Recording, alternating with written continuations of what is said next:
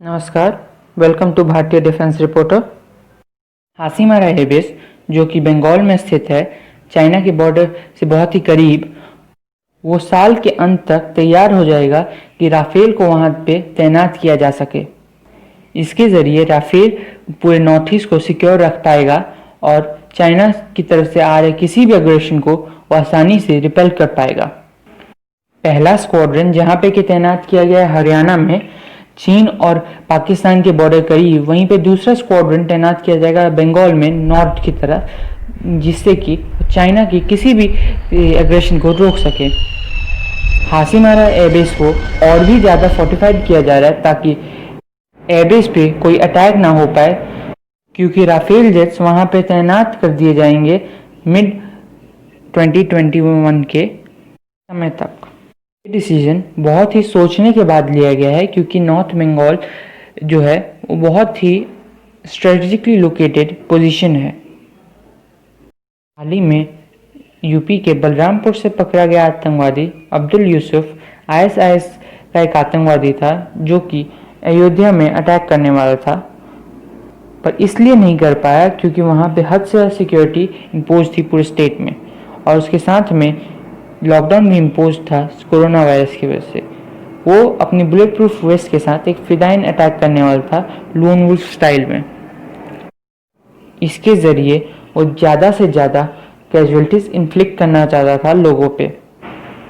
उसका प्लान भारत के कैपिटल पे भी अटैक करने का था, जिससे पहले कि उसे पकड़ लिया गया। सुरक्षा एजेंसियों ने यह भी बताया कि वो अपने घर पे अपनी पिस्तौल के साथ प्रैक्टिस किया करता था शूट करने की।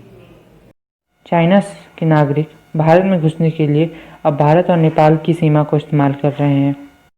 इन बॉर्डर्स पे सबसे कम चेकिंग होती है और सबसे कम पूछताछ की जाती है, क्योंकि भारत और नेपाल के कुछ ऐसे रूल्स हैं जो अलाउ कर देते हैं दोनों सिटीजन्स को एक से दूसरी तरफ आने में। लेकिन कोरोना वायरस पेंडेमिक की वजह से अभी ये सब कुछ रुका हुआ था। एक उत्तर प्रदेश के पुलिस ऑफिसर ने कहा है कि वैसे तो इसका उनका वीज़ा सही है, वैलिड है, लेकिन इस समय कोरोना वायरस पेंडेमिक की वजह से किसी भी फॉरेन नेशनल को भारत में आने की अनुमति नहीं है। तो ये सवाल उठता है कि आखिर क्यों कोई इंसान भारत में घुसने की कोशिश इस समय कर रहा है, और वो भी भारत नेपाल बॉर्डर से, जबकि उससे ज़्यादा पुख्ता और सुरक्षा देने वाली बाकी बॉर्डर्स भी हैं, जैसे कि एयरपोर्ट्स पे, क्योंकि एयरपोर्ट्स पे इस वक्त स्क्रीनिंग हो रही है लोगों की, जिससे कि पता चल सके कौन कोरोना वायरस से इन्फेक्टेड है या नहीं। लेकिन नेपाल से ये घुसना बहुत ही सस्पिशियस माना जा रहा है। में किसी को अपनी बात से ही पलटना सीखना है ना, तो भाई पाकिस्तान से सीखो। कुछ दिनों पहले उसने ये कहा कि हाँ, दाऊद इब्राहिम पाकिस्तान में है, कराची में है, व्हाइट हाउस में है। अब सभी बातों से उसने इनकार कर दिया। भाई कोई उससे सीखे कि इतनी जल्दी बातों से कैसे पलटा जाए।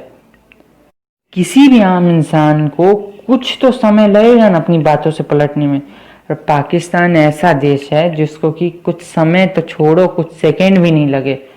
अभी उसने बताई बात, चेंज।